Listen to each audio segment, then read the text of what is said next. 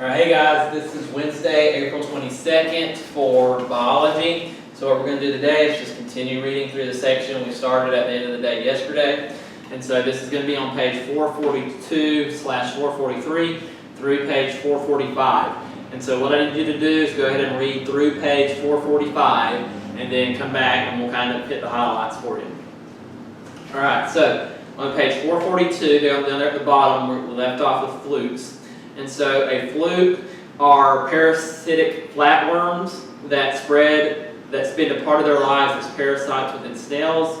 Unfortunately, many flukes spend another part of their lives as parasites within man or domesticated animals, afflicting many people in Asia and Africa. The flukes may infest the liver, as well as the lungs, intestines, or blood of man, depending on the species. Other types of flukes infest various animals. Flukes have no cilia, but they do have one or more suckers by which they cling to the tissues of their host.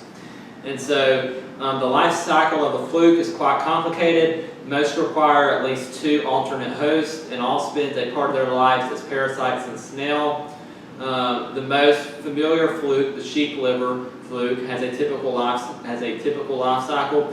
As an adult, the sheep liver fluke lives in the liver and then the gallbladder of the sheep. The fluke releases its eggs from the gallbladder into the intestine. If these eggs enter water after being passed by the sheep, they hatch into a larval form of the fluke. The larvae enter a certain type of snail and develop there. The larvae also reproduce asexually before leaving the snail. Outside the snail, the larvae form cysts and remain on the grass.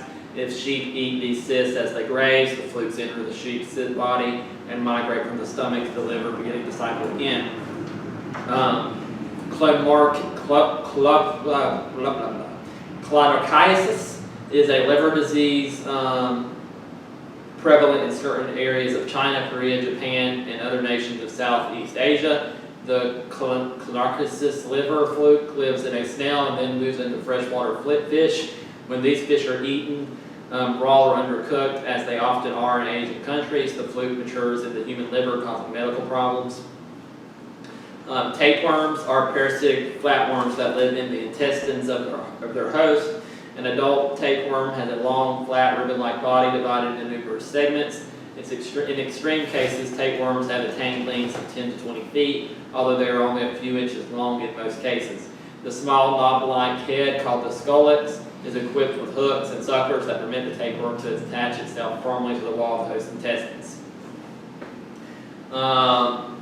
Tapeworm embryos on the ground must be taken into an alternate host if the life cycle of a tapeworm is to continue. If these eggs are eaten by a suitable host, they hatch and the larvae migrate through the bloodstream to the muscles of the alternate host. When the juvenile tapeworm reach these tissues, they form cysts and become dormant. For some species of tapeworm, man is the alternate host. These tapeworms are dangerous parasites because they may form cysts in vital organs such as the brain, heart, or eye. But tapeworms that use man as the final host are also serious because they weaken the host and rob him of nutrients, sometimes block the passage of food through the intestine and release toxic substances. Next is roundworms. These worms belong to the phylum Nematoda, a name meaning threadworm. Roundworms are non-segmented animals that have long and slender bodies covered by a thin cuticle. There are about 20,000 known species, and they can be found in practically every environment. Nematodes are especially abundant in soil. Many live as parasites in plants or animals, but some are free-living. The body of a roundworm is typically long and slender and tapered on both ends. Some are microscopic, but some species that parasite whales can be almost 30 feet long. The Florelia worm inhibits the vessels of the lymphatic system and produces a serious condition called elephantiasis. Hookworms are parasitic roundworms that live in the host intestine and the host body.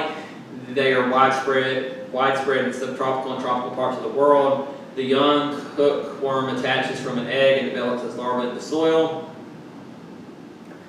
Then it goes through kind of the description there you can read through of how they kind of hatch and get into the body of the host. Next is the trachina worm. is a parasitic roundworm that causes the disease trichinosis. Humans become infected with the trichinosis worms usually through eating poorly cooked pork that is infested with the roundworm cyst.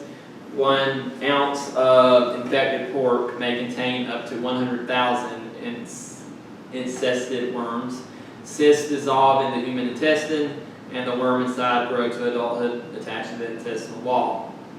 Then it goes through the life cycle of the worm. Next is the Ascaris worm. Because they put soiled hands and other soiled objects into their mouths, children are most commonly affected by Ascaris worms. These parasitic roundworms feed on partially digested food, can live in the intestines of humans and most animals. If they become so numerous that they block the intestines, the host could die. And then it goes through their kind of life cycle. And so that is a brief overview of the lesson. So this is section 12.5 on page 445. So page 445, I need you to do 1 through, it says 1 through 5. So page 445, 1 through 5, and then we'll pick up tomorrow. So just make sure you get that done. We'll pick up on Thursday with the next section. So I hope you all have a good day.